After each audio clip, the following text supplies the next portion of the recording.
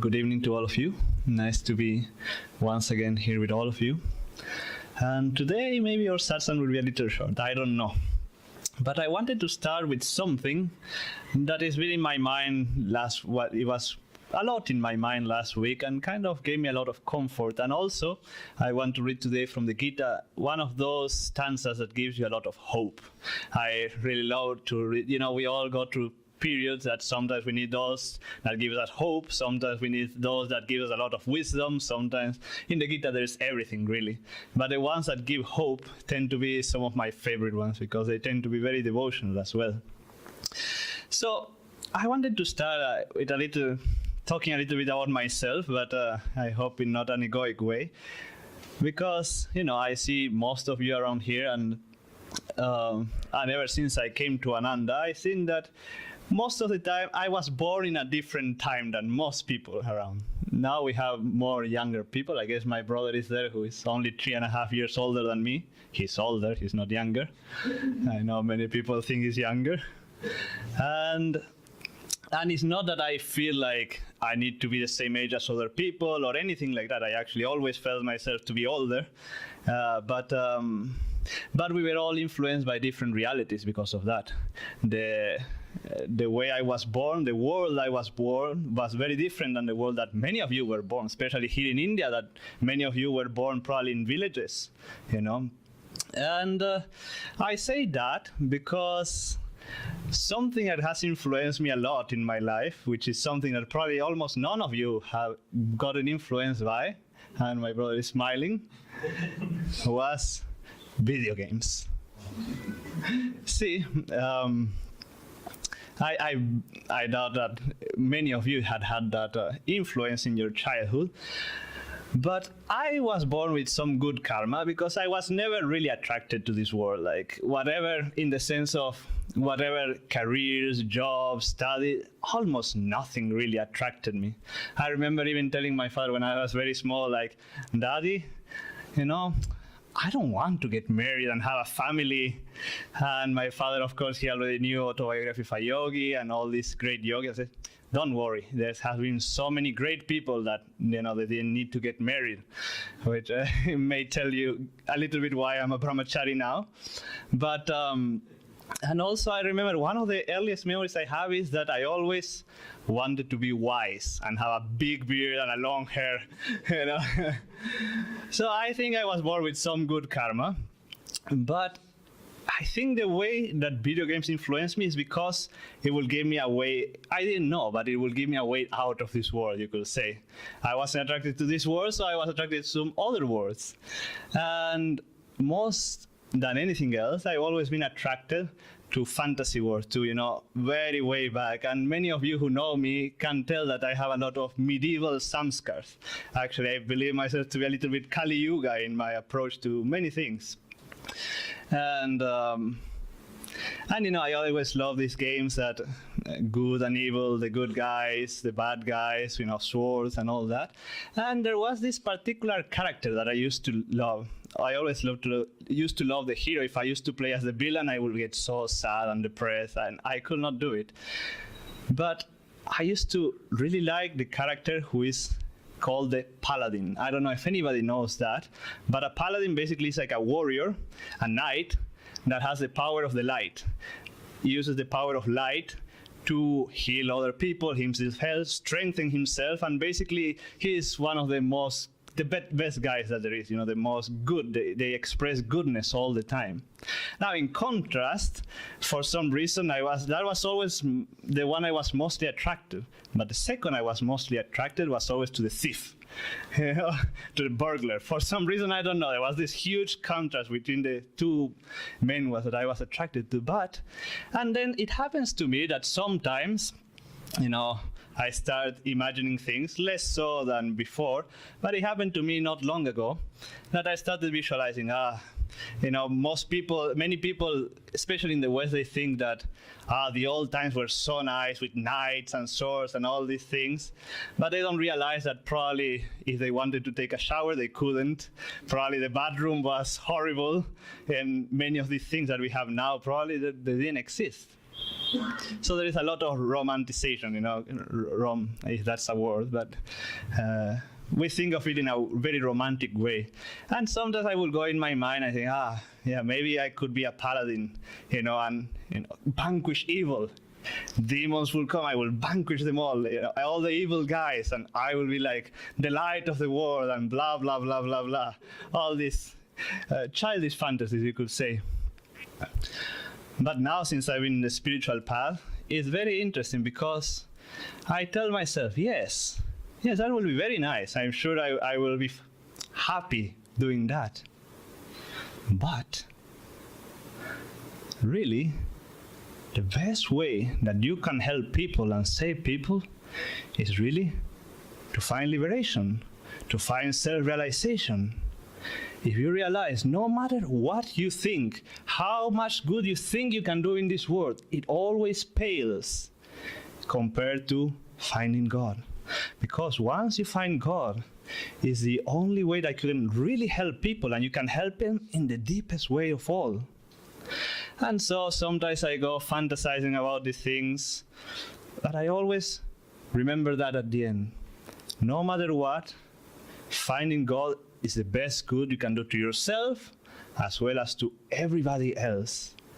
And I know that some people sometimes ask, for example, Ananda, now we have a charitable trust, but we didn't have before. And some people ask, why are you not there helping the poor, helping the sick? And of course, we want to help as many people as we can. And correct me if I'm wrong, but I believe that Swamiji once said, there is already enough people helping the poor and the sick. What we do is those who are well, we make them better. Something like that. Is that true? That there will always be people who are going to do these things. It's not everybody's karma to find God. As Yogananda said, it takes very, very, very good karma even to want to find God. And not everybody has that karma. So Ananda, although we want to help everybody, and now we have this wonderful trust that is helping many, many people, it is certainly not our main focus. Our main focus is to find self-realization and to help as many as we can. Because if you think of it, the poor are going to be worried about their next meal, for example. The sick are going to be worried about their bodies, about getting better. And there is not so much time for God. Now, the reason I say this is that because we all have... Fortunately, I don't have many desires of making great things in this world, so I go with those silly fantasies. But I know many of us have that thought that, maybe if I only did this, or if I could have done this in my life, I could have been so great, helped so many people. But realize that what we are doing here is actually the highest thing. And never forget that, no matter what other people tell you. Now, it is very easy for us to think that, okay, then I just won't do anything. I'm just going to find God. But yes, we all know it's almost impossible for us as we are to just find God like in meditation or always communing with Him all the time. So, but also then when you choose, what do you want to do in life, or what are you doing in life? Always try to think, is this helping me towards the highest goal? Although my job may give me it is fine to be in a corporate, it is fine to be a housewife, it is fine to do whatever, even have a big orphanage. Everything is fine. But is that distracting me from my main goal? Or it is something that, since I cannot meditate every day, every hour, is it something that is helping me achieve my highest potential? And since God made us all different, I don't think anybody has that desire that I had, or that fantasy that I had.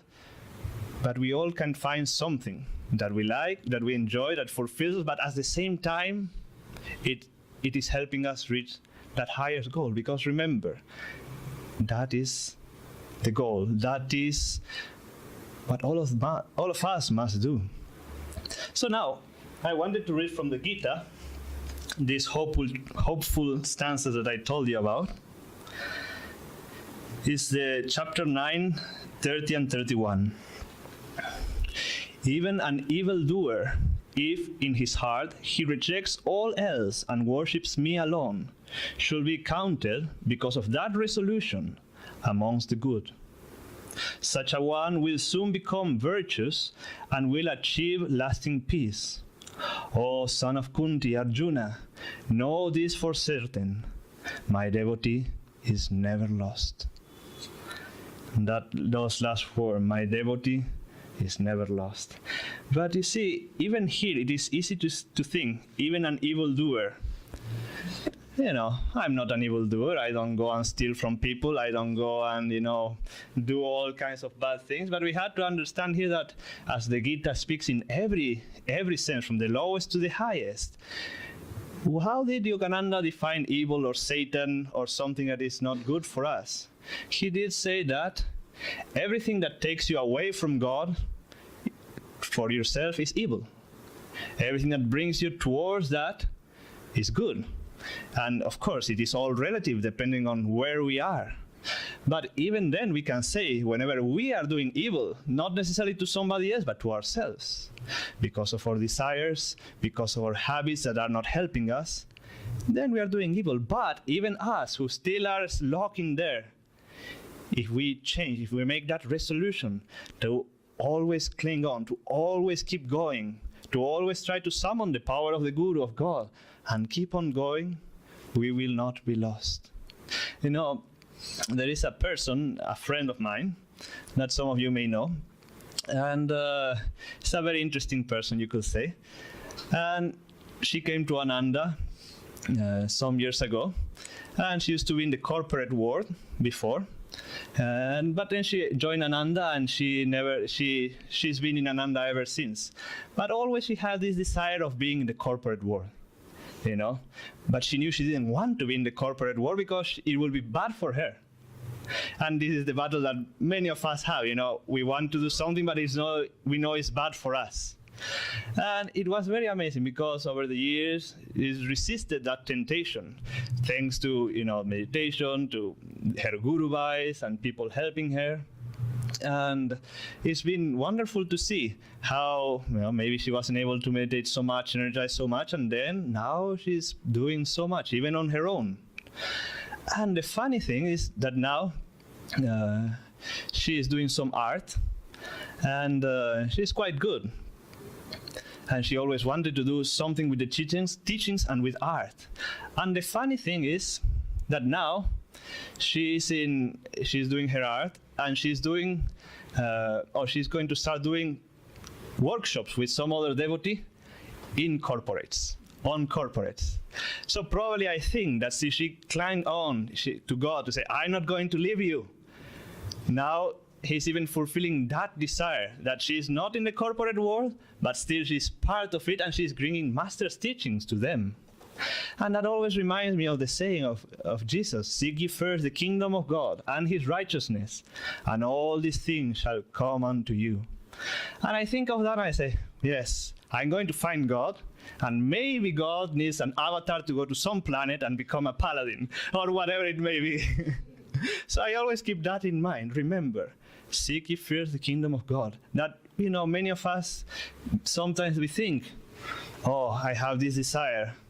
No, I better don't have that desire because I have to reincarnate, And it is true, as long as we have desire, we have to reincarnate. But we tend to think that by fulfilling them, we can get rid of them, which is not the case. Usually by fulfilling them, if they are the big ones, the small ones are okay. But the big ones, we tend to get more enmeshed in them, unless we are very strong and we can, get ourselves out of it. So remember that. When the thoughts come, direct them back to the divine. When the thoughts come, try to stop doing that evil and turn towards the light. And remember that we don't need to fulfill everything right now. As long as we, in our hearts, sometimes what I like to do is say, Master, well, I have not strong enough yet, perhaps, but I know that as long as I'm with you and you are with me, somehow I will get the strength and I will conquer, I will succeed. And the fun thing is that whenever you say that with your heart, you are fully put it there instantly. You receive that reassurance that yes, my devotee is never lost. And it's so uplifting, so joyful for me to think that as long as we are doing our part, we cling to it, with our 100% effort. It doesn't matter if Satan is, he's very smart, He knows that, for example, I am not attracted to many things of this world. So what does he do? He gives me video games, And now, of course, I don't play video games anymore, if you are wondering about that. But I don't want Devashi to think I'm in my room and I'm playing video games or something. But I forgot what I was saying. But anyway, as long as we are doing our best effort, all these things will fade away. How do we vanquish desires? By strengthening that devotion, that highest of all desires, for self-realization, for God, for joy. We strengthen that, and everything will go away. Yes, they may still be subconsciously there, and we'll work them out as Shiva Muktas later. Now, I wanted to conclude by reading a passage from this Swami's book, Love Perfected, Life Divine.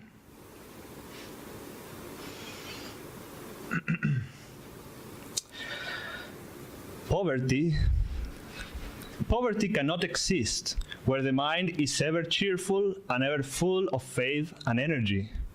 Gladness, peace, and plenty must naturally attend the souls that are in tune with nature. Life is always perpetuated by joy in living. Stand therefore ever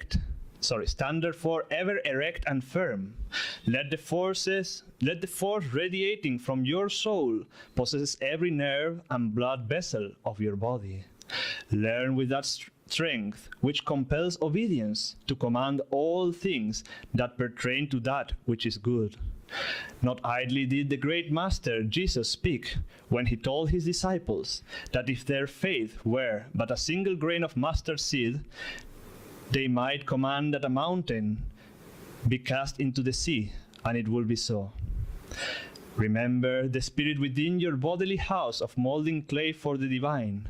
It too is of God.